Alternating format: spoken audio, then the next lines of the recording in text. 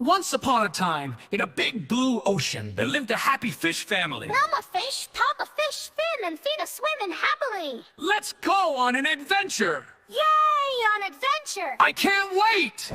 I can't wait! They swam through colorful coral reefs. Look at the bright colors, it's like a rainbow underwater. And look at the tiny fish playing hide and seek. Eating.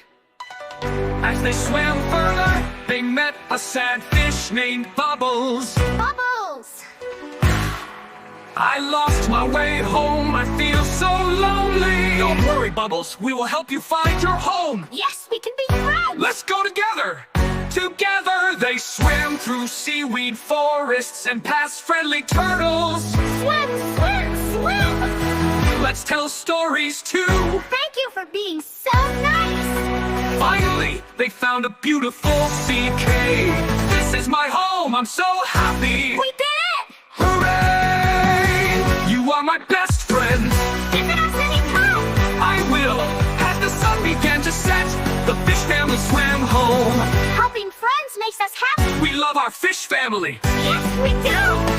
And from that day on, they all went on many more adventures together, spreading kindness and joy in the big blue ocean. The end.